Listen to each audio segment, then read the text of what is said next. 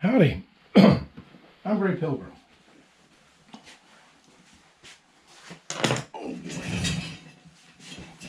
And today I'm smoking a Savinelli Churchwarden number 601, and it's loaded with a particular kind of tobacco called long bottom leaf. Well, what's long bottom leaf? Well, according to Shire Reckoning 2670, Toby Hornblower introduced it into the South Farthing, and it's one of three blends that have developed down there in the South Farthing. One is called Long Bottom Leaf, one was called Southern Star, and one was called Old Toby. And from what I've read, Bilbo Baggins really loved Old Toby. Never tried it myself, but Long Bottom Leaf is damn good, I think. At least that's what my tobacconist calls it. He blends it. Anyway, what I want to talk about today is a little different. A lot of people online, and I mean a lot of people online, are talking about what to do when SHTF happens, when the world goes absolutely mad to the point of complete collapse. Well, they're talking about things like bug-out bags and proper stuff to carry with you and things like that. All well and good. But one of the things that keeps cropping up is which rifle to get. And there are people out there that tell you only an AR pattern, or only an AK pattern, or perhaps an FNFAL, or I don't know, a single shot Gewehr 98 maybe. I don't know. I say whatever you are comfortable with. Get a rifle, any rifle, train with it, learn with it, know its quirks, its ins and outs, and it's going to be a rifle that you're going to use for a long time. So know that rifle and know the ammo, and get plenty of ammo. Me, this is mine. This is a Moss 4956 that's been rechambered in 308 or 7.62 by 51. It's not the best rifle around. It's not the lightest rifle around. It's not a super scoped, super duper sniper rifle.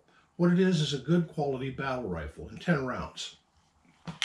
So initially was chambered in 7.5 French and 7.5 by 54, I do believe. And Utreon Arms rechambered a lot of these in 308 when they imported their batch years ago. Most of them were crap. This one is golden. The chamber is perfect. It was done perfectly.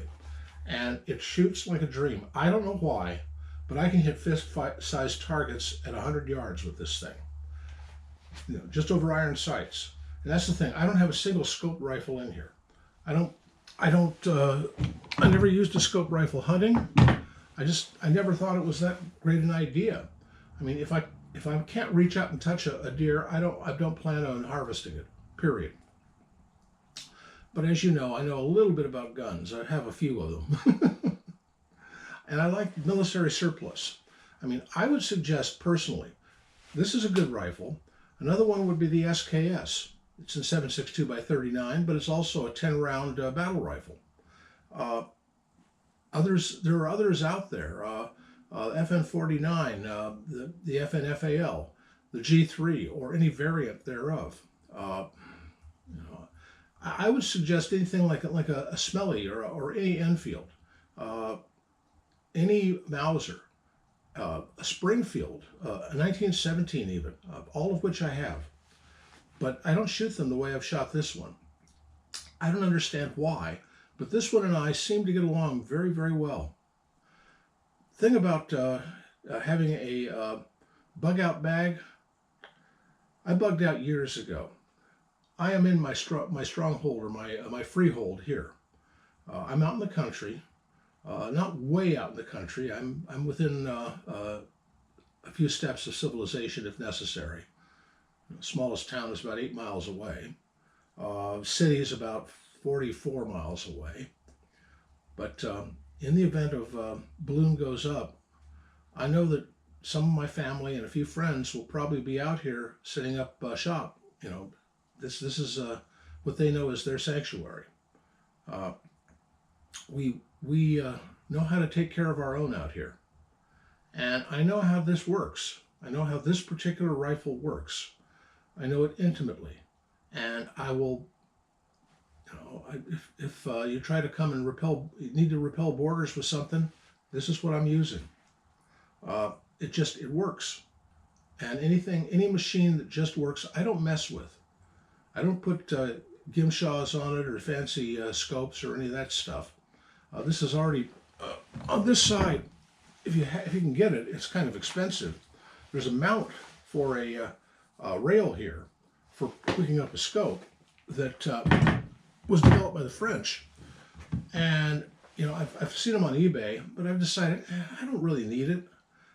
My eyes are not what they used to be, but I can still see at 100 yards, and I can still shoot to 100 yards. That's good enough for me. As to other skills, yes, I know how to make a fire, and I can weld. I can do other metalworkings. I know a little bit about woodsmithing. I can build stuff. I can repair stuff. I worked a while as a mechanic, and I know these things. I'm not so good at medicine, and that's a problem at the moment. I had this is Saturday or Sunday, I think. Was he over Saturday?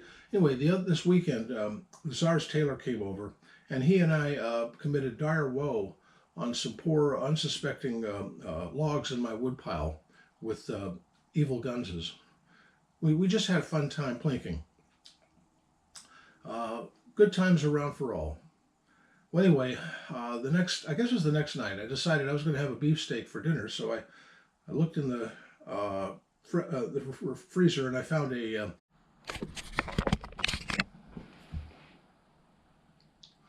well, I think that's working now again. I don't know, it stops on me all of a sudden for no damn reason.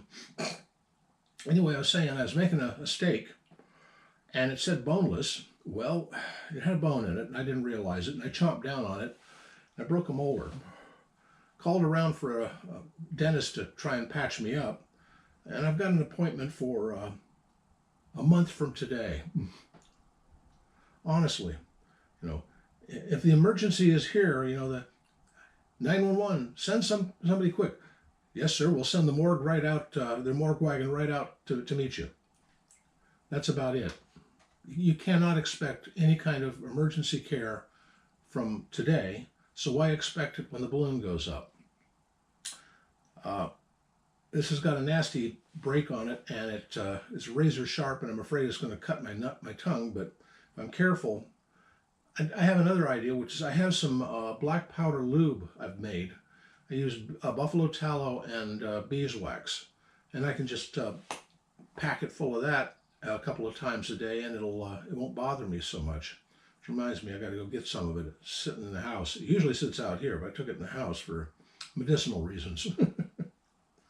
I know it ain't exactly modern, but it'll work.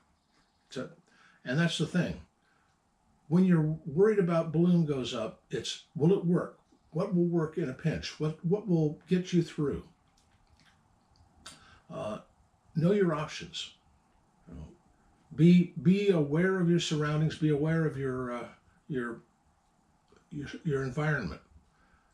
Learn how to live off of it. Learn how to live with it, and learn your community. Be one with your community. Be a member of whatever community you're a member of. Don't be that insulated person in an apartment building somewhere. Join a club of some kind. Anything with a social where you can go out there and try somebody else's potato salad. That's always fun. Back in the day, church wasn't about going to find out about God. It was about young Sam over there once really likes the looks of Becky Sue in her Sunday go-to-meeting dress. And that's what it was all about. It's for young folks to meet each other and keep the generations going. Today, who knows? Oh, well, I'm just rambling now. Moss 4956, damn good rifle, and I shoot it well. Now, it's a weird rifle to shoot, but hey, I'm a weird guy. Happy trails.